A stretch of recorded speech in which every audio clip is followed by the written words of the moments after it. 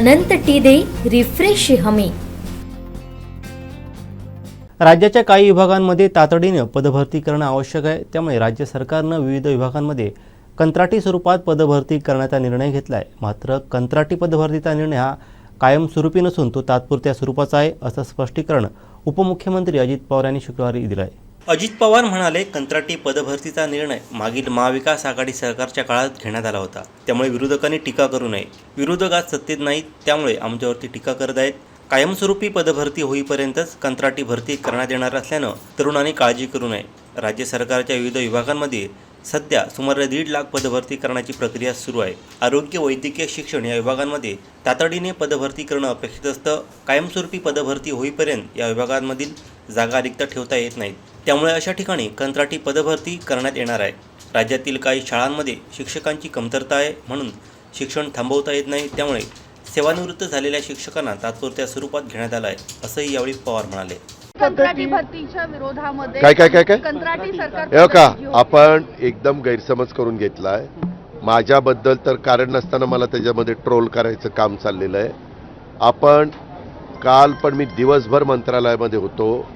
1,50,000 मुला-मुलींची भरती महाराष्ट्राच्या वेगवेगळ्या डिपार्टमेंटमध्ये, म्हणजे पोलीस असेल, तलाठी असेल, शिक्षक असेल, अनेक, मी आता सगळ्यांची नावं घेत नाही, यांची चालू आहे।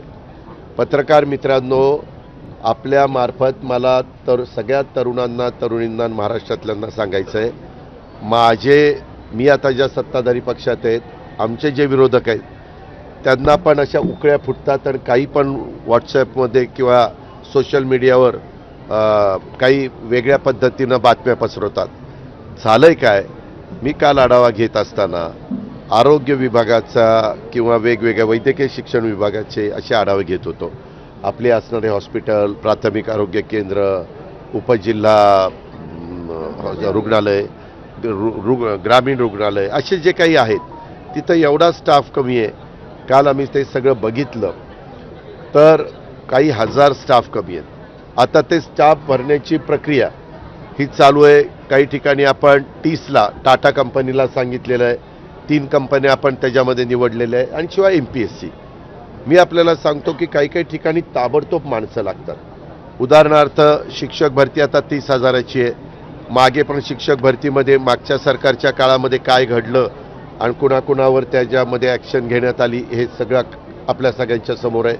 कधी कधी काही जण कोर्टात जातात आणि कोर्टाने मग काही सूचना केल्या तर त्याचं पालन करावंच लागतं, कारण ते त्यांचे आदेश असतात।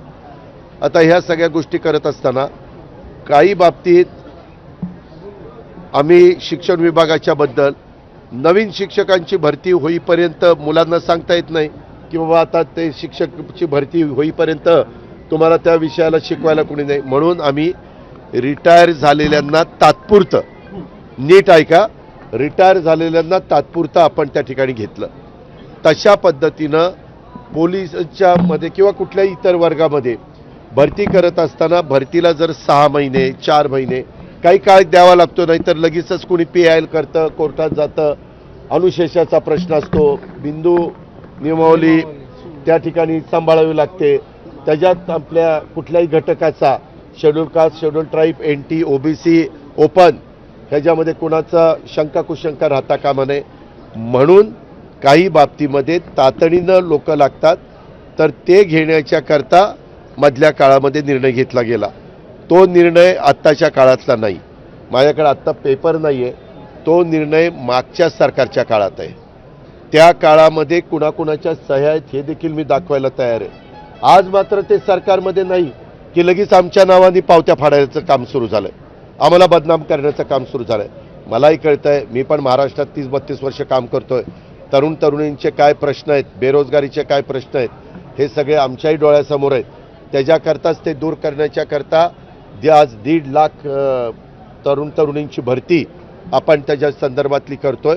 परंतु काही काही जागात आज डॉक्टर समजा 31 तारखेला रिटायर झाला तर तिथं लगेच डॉक्टर द्यावा लागतो, तिथं काही डॉक्टर 4 महिन्यांनी वगैरे थांबावं लागत नाही, म्हणून काही बाबतीमध्ये तात्पुरत्या जागा, रेग्युलर जागा भरेपर्यंत आपण तिथं तो निर्णय घेतला, कायमचा नाही।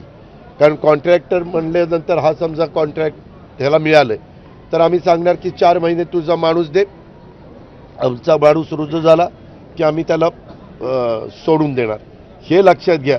ते काही आलं नाही. मी बोलताना बोलून त्याच्यामध्ये एक बोललो किंवा असं असं आहे, परंतु वस्तुस्थिती सांगितली. परंतु ती भूमिका मुख्यमंत्री म्हणून एकनाथराव शिंदेंची पण नाही, देवेंद्र फडणवीसांची पण नाही आणि माझी पण नाही. त्याच्यामुळं कारण नसताना गैरसमज करण्याचं काही कारण नाही. यार आपला कायमचा राहणार बाळा.